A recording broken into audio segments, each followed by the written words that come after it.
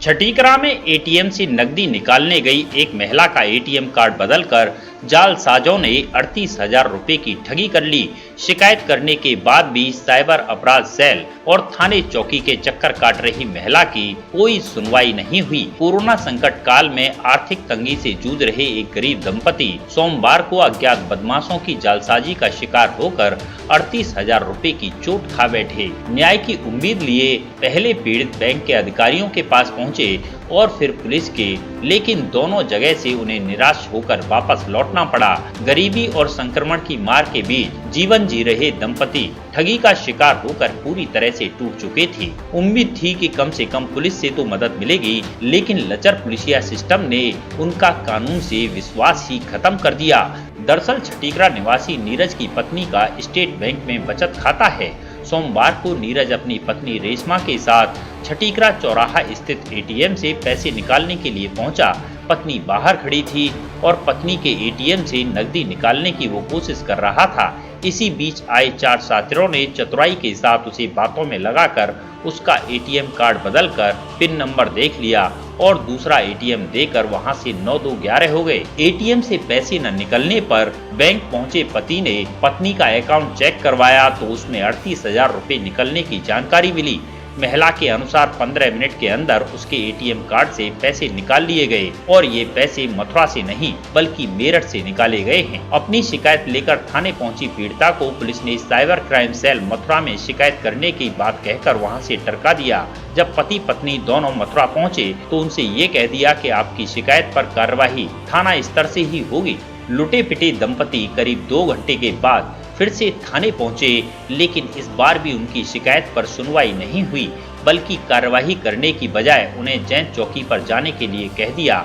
लचर पुलिसिया सिस्टम के चलते हताश हो चुकी पीड़िता ने यहां तक कह दिया कि अब उनके पास पैसे नहीं हैं। अगर उनके परिवार में कोई बीमार हो जाता है तो उसके इलाज के लिए भी उनके पास पैसे नहीं हैं। अगर किसी की मौत हो जाती है तो इसकी जिम्मेदार पुलिस होगी। मिशन शक्ति जैसे अभियान चलाए जा रहे हैं, वहीं दूसरी ओर एक रिपोर्ट दर्ज कराने के लिए पीड़िता को थाने और चौकियों के बीच चक्कर काटने को विवश होना पड़ रहा है। आपका रेशमा। कहाँ से आई हैं आप? छठीकरा से। क्या मामला हुआ जो आप थाने आई हैं? हमारे एटीएम से पैसे निकल गए। हम एटीएम से पैसे निकालने गए थे। 4 लड़के आए थे, पीछे से घुस गए। बोले थे तुझे ज्यादा जल्दी है, तुझे पैसे निकालने गए। तो उन्होंने पीछे से कोड देख लिया और हमारा एटीएम हाथों हाथ से चेंज कर दिया। आप दोनों पति पत्नी वहीं साथ थे? मैं बाहर थी, मेरे पति अंदर थे। तो कितने रुपए निकल गए आपके? 38,000 रुपए। तो ये जो पैसे निकले हैं कितनी बार में निकाले? जो कुछ रिकॉर्ड है आपके पास? मैसेज आया होगा? मैसेज नहीं आया? मैसेज नहीं आया, वो फोन ही खराब है हमारा, तो मैसेज कहाँ से आता?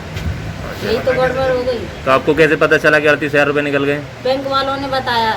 बैंक वाले कह रहे थे कि पूरे पैसे निकाल लिए। हमारे पास उसमें 38,000 की एंट्री है। तो आज की घटना है ये? हाँ, आज की है। 1 घंटे पहले 1 घंटा हो गया। कहाँ का मामला है ये? छठीकरा चौराहे का। वो लोग कह रहे मेरठ से निकले। अब आप बैंक गई थी तो क्या कहा उन्होंने? बैंक वाले बोल रहे थे अब क्या फायदा, एटीएम बंद कराने से सारे पैसे निकल चुके। पैसे मेरठ से निकले हैं, ताकि 15 मिनट हुआ था, खाली एटीएम चेंज हुआ था। इतनी जल्दी मेरठ से तो नहीं निकल सकते पैसे। तो अब आप पुलिस को तहरीर दे रही हैं? जी हाँ, चौराहे से। अच्छा, आप थाने आई, आपने पुलिस को शिकायत दी? शिकायत की, उन्होंने हमें मथुरा भेजा था। मथुरा से फिर हमें यहाँ भेज दिया। उन्होंने कह दिया नहीं थाने से काम होगा, अब थाने से हमें जैत चौकी भेज रहे हैं, फिर करेंगे। अब हम कहाँ जाएं? मतलब आप मथुरा आपको भेजा गया था, साइबर कहाँ भेजा था आपको? साइबर में। फिर वहाँ से आपको यहाँ थाने भेज दिया? जी हाँ। अब क्या कहा जा रहा है आपसे? अब कह रहे हैं कि जैत चौकी जाओ, वहाँ से काम होगा। यहाँ नहीं होगा? नहीं। और वहाँ साइबर क्राइम में क्या कहा गया था आपसे? वो कह रहे थे कि थाने वाले करेंगे, ये हमारा काम नहीं है, थाने वाले करेंगे।